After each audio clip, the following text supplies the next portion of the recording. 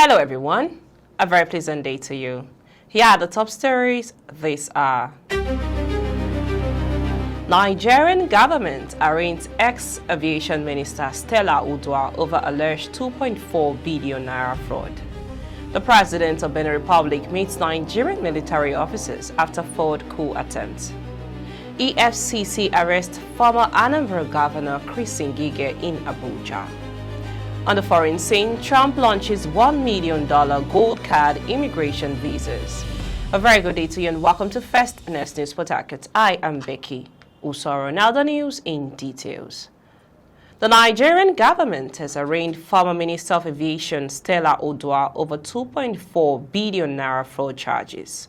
Oduah was arraigned on a 5-count charge bordering on advance fee fraud and conspiracy by the Attorney General of the Federation and Minister of Justice, Lateef Fagbemi. In one of the counts, Oduah was accused of obtaining by fraudulent pretenses a sum of 2.4 billion naira through Broadwater's resources from the Federal Ministry of Aviation. She was said to have allegedly claimed that the money was the cost of technical supervision.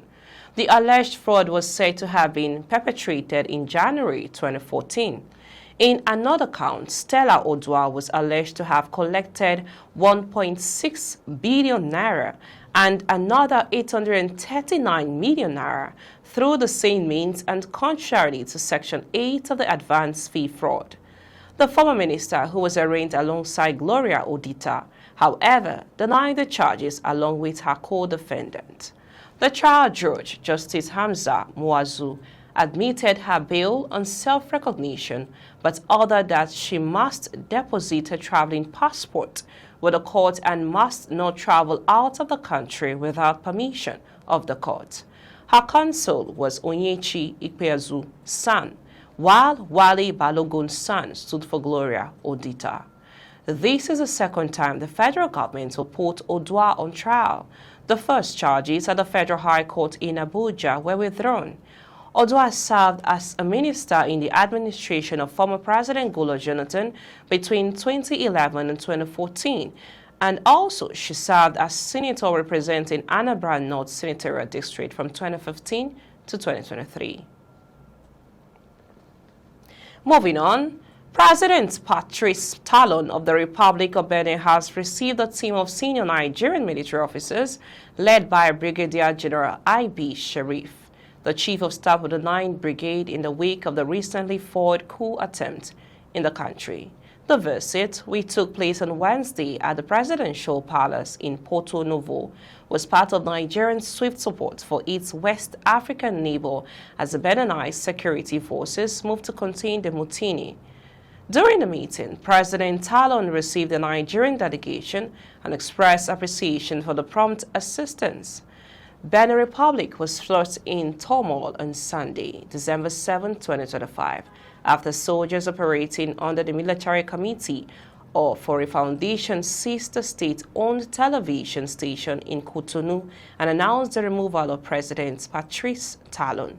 The president described the intervention as proof of President Bola Ahmed Tinubu's resolve to safeguard constitutional order in West Africa and prevent another democratic collapse within the ECOWAS region. You are listening to news on First News Potaket. Let's go for a short break. When we return to bring to you more details as EFCC arrests former Anambra Governor Ngige in Abuja. On the foreign scene, Trump launches $1 million gold card immigration visas. Please stay with us. Welcome back. In case you're just joining us, you're listening to news on First News Potaket. We now bring you the rest of the news. Former Anambra State Governor Ngige has been arrested in Abuja. Ngige is currently in the custody of the Economic and Financial Crimes Commission, EFCC. This was confirmed in a statement on Wednesday night signed by his former media aide, Fred Chukwulobe. Chukwulobe dismissed rumors that the former minister who served in the Muhammadu Buhari administration was kidnapped by unknown gunmen. He said, former governor of Anambra State and immediate past Minister of Labor and Employment, Dr. Ngige, is with the EFCC. We'll bring to you more updates on further details as this story proceeds. We now move on to the foreign news.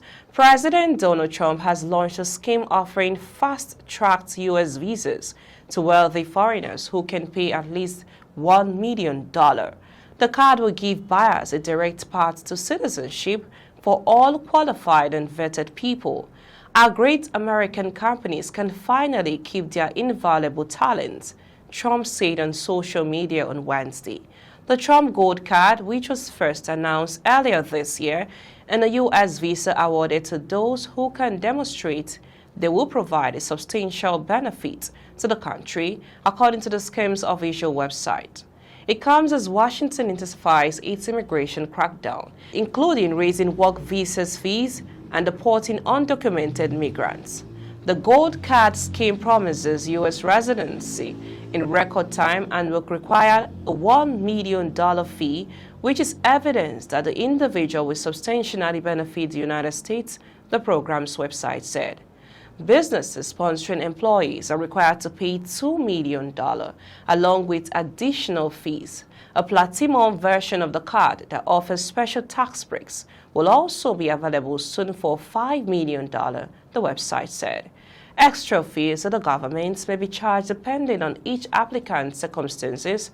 The site said individuals are also required to pay a non-refundable $15,000 processing fee before their application is reviewed. That's all in the news this hour. We now bring you highlights of the top stories so far. Nigerian government arraigns ex-aviation minister Stella Oduah over alleged 2.4 billion naira fraud. We brought you that the president of Benin Republic meets Nigerian military officers after forward coup attempts. And also EFCC arrests former Anambra Governor Ngige in Abuja. Do remember, during this Yuletide season, may the spirit of renewal inspire us to build a society where justice is firm, empathy is strong, and every voice is valued. I am Becky Usoro from I and the entire team Port Harcourt, Nigeria. Many thanks for watching. Bye for now.